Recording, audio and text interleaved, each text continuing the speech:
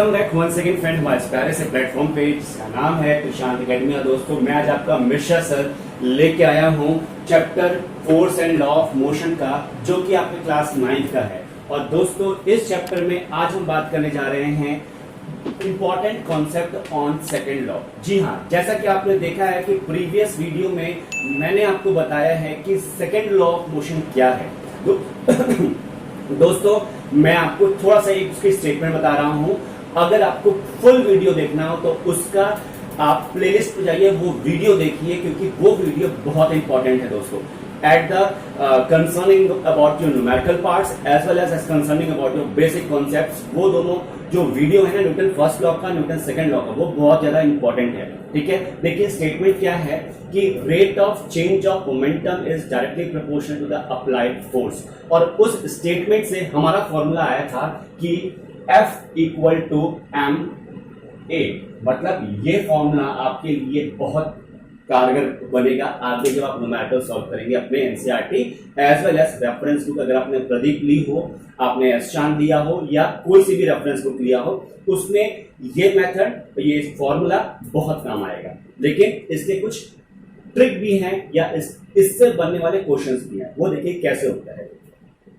Friends, सबसे पहले मैं आपको कहूंगा कि आप चाहिए इस वीडियो को जहां भी आप देख रहे हो वहां पे एक लाइक बटन का बटन दबा होगा, उसको प्रेस कीजिए, लाइक कीजिए और जितना हो सके उतना शेयर कीजिए अपने फ्रेंड्स को, बताइए सर आज मोस्ट इंपॉर्टेंट कॉन्सेप्ट बताने जा रहे हैं न्यूटन का सेकेंड लॉ के ऊपर। ठीक है, चलिए देखिए दोस्तों, जैसा कि आप अभी देख रहे हैं, देखिए एक मिनट वेट कीजिए, देखिए यहां से बता रहा हूं आपको। जैसा कि आप अभी देख रहे हैं कि ये क्या बना हुआ है, F equal to M A.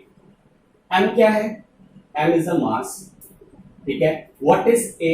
A is a acceleration, ये तो आपको पता ही होगा already. M is a acceleration. Mass की यूनिट क्या है? kg। एक्सेलरेशन की यूनिट क्या है? मीटर पर सेकंड स्क्वायर। तो यहां पे फोर्स की यूनिट क्या आ गई? kg मीटर पर सेकंड स्क्वायर। सबसे पहली बात तो ये। दूसरा, इसको हम बोलते हैं फोर्स को न्यूटन, ये भी बोलते हैं। ये चीज तो आपकी यूनिट हो गई, कैसे कैसे कर रहे हैं वो चीज है ना। क्वेश्चन इज अराइजेस दैट, यहां तक क्लियर होगा, इसको आप लिख सकते हैं या इसको मैं रब कर रहा हूं। ठीक है, देखो अब question is here arises that कि अगर क्वेश्चन देखिए ध्यान से सुनिए, क्वेश्चन के ऊपर ही कॉन्सेप्ट है। If mass of the object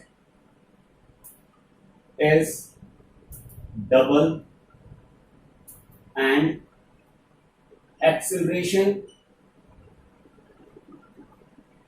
of object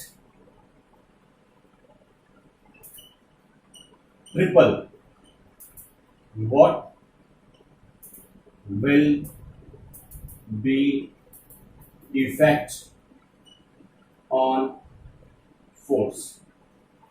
देखिए ये कॉन्सेप्ट क्वेश्चन है। अब इससे बहुत सारे क्वेश्चन, अभी मैं एक और क्वेश्चन बना के आपको इस कॉन्सेप्ट सिखा दूंगा, लेकिन आप कॉन्सेप्ट को ध्यान से समझिए, क्वेश्चन को ध्यान समझिए, उसकी वर्ड मीनिंग को ध्यान समझिए। क्या बोल रहा है ये बोल रहा है कि if the mass of an object is double, mass को कर दिया गया है double, and the acceleration of an object triple, acceleration को हमने 3 गुना कर दिया, ट्रिपल कर दिया है, तो बोला what will be the effect on the force. अगर मेरा एक ऑब्जेक्ट यहां पे रखा हुआ है ग्राउंड पे, अगर मैंने इसके ऊपर एक फोर्स लगाया F, इसका मास है m और इसके ऊपर एक एक्सेलरेशन डेवलप हुआ A। अब क्वेश्चन बोल रहा है कि अगर इसका मास को कर दिया जाए ट्रिपल, इफ दैट इज जो ये था पहला m1 और ये था पहला a1 और ये था पहला f1, अगर इसके मास को ट्रिपल कर दिया जाए, मींस दैट ये 3m1 हो जाए, सॉरी डबल, इसके मास को कर दिया जाए डबल और इसका जो एक्सेलरेशन हो जाएगा फिर ट्रिपल। ठीक है, तो ये हो जाएगा 3a1। ठीक है, अब पूछ रहा है ये फोर्स के ऊपर क्या चेंज आएगा, ये फोर्स क्या होगा, यही क्वेश्चन पूछा है। तो जब भी बेटा आपको इस टाइप का क्वेश्चन मिले ना, तो फटाफट से ऐसा ही डायग्राम बना देना। जब आप ऐसा डायग्राम बनाओगे ना, तो आपको डिट्टो समझ में आएगा क्वेश्चन की लैंग्वेज क्या है। समझ में आया? अब हम बढ़ते हैं आगे। देखिए हम ये जानते हैं कि we know that the force is the multiplication of mass and the acceleration. है ना। तो ये पहला कॉन्सेप्ट है, तो हमने यहाँ पे क्या कर दिया, F1, M1 और A1। ना अकॉर्डिंग टू द क्वेश्चन हम मूव ऑन करते हैं। जब हमने फोर्स लगाया था तो उस टाइम M1 और A1 था मल्टीप्लिकेशन में, लेकिन जब हमने मास को डबल किया और एक्सेलरेशन उसका हो गया 3 गुना, तो जाहिर सी बात है हमने जो फोर्स F1 था उसमें कुछ स्लाइटली चेंज किया होगा, और वही इफेक्ट पूछ रहा है। तो उस फोर्स के ऊपर क्या इफेक्ट है, क्या वो बढ़ा, क्या वो घटा, बढ़ा तो कितना, घटा तो कितना, वो चीज पूछ रहा है। तो अब नाउ न्यू फोर्स क्या होगा, F2 होगा। अब F2 में M2 भी आएगा और A2 भी आएगा, लेकिन जो अब M2 हो गया ना वो 2M1 हो गया, जो A2 हो गया वो 3A1 हो गया है। उसकी वैल्यू को प्लेस कर दो, देखो ये क्या हो गया 2M1 और ये क्या हो गया 3A2। अब ये हो गया 2 इंटू 3, एक तरफ न्यूमेरिकल वैल्यू और वेरिएबल को एक तरफ M1 और A1, ठीक है। अब ये तो हो गया 6, लेकिन M1 और A1 क्या है, F1 है, यहां पे लिख दो F1, अब ब्रैकेट में लिख दो फ्रॉम 1, इक्वेशन नंबर 1 से ये हमको मिल गया है, समझ में आया।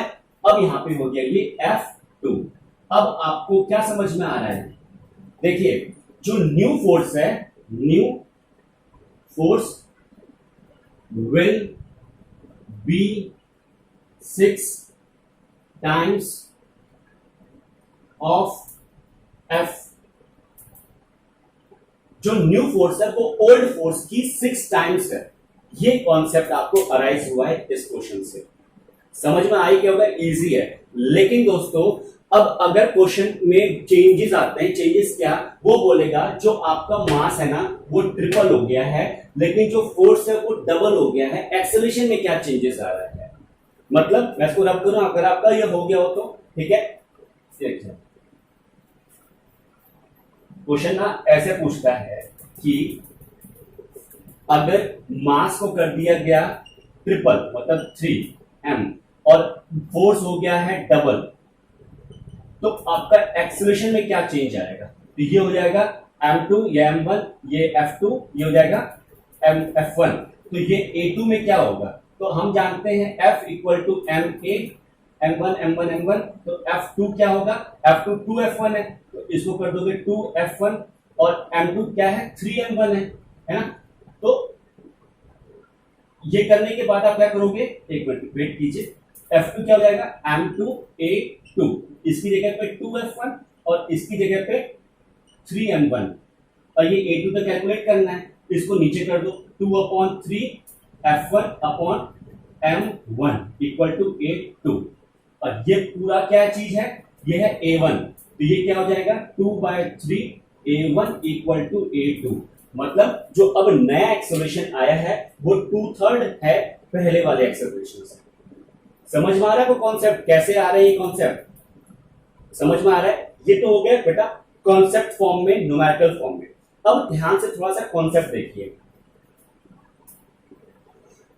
अगर आपने ये कॉन्सेप्ट समझ लिया तो आप समझ जाएंगे कि फिजिक्स में जो भी न्यूमेरिकल्स आते हैं इस चैप्टर के न्यूटन सेकंड लॉ के बेसिस पे वो आपसे आराम से हो जाएंगे।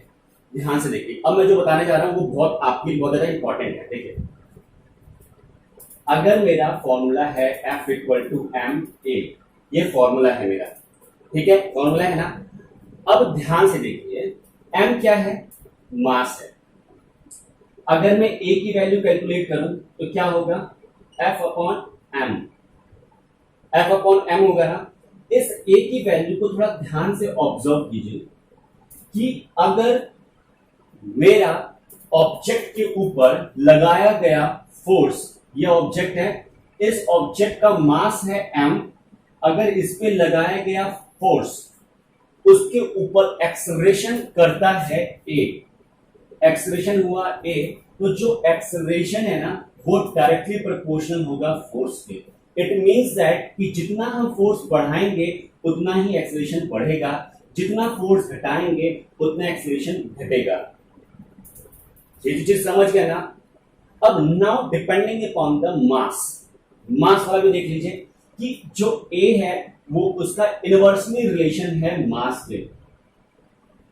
अगर किसी ऑब्जेक्ट का मास जो है, किसी ऑब्जेक्ट का जो मास है वो कम है, तो एक्सेलरेशन डेफिनेटली क्या होगा, ज्यादा होगा। अगर मास ज्यादा है तो एक्सेलरेशन डेफिनेटली कम होगा। अब आप बताइए कि अगर एक शॉटपुट बॉल है, शॉटपुट समझते हैं, जो स्पोर्ट्स में खेलते हैं वो बेटर समझते होंगे कि जो शॉटपुट है वो छोटी सी होती है और फुटबॉल होती है वो बहुत बड़ी सी होती है। According to the size, football is larger as compare to the shot put, but the mass of shot put is greater as compare to the mass of the football. तो when the applied force, when we apply the force on the shot put, इसका जो acceleration होगा, जितना वो दूर जाएगी, क्या उतना ही दूर आपकी फुटबॉल भी जाएगी? नहीं ना। क्यों? बिकॉज मास शॉटपुट का ज्यादा है as compare to the football.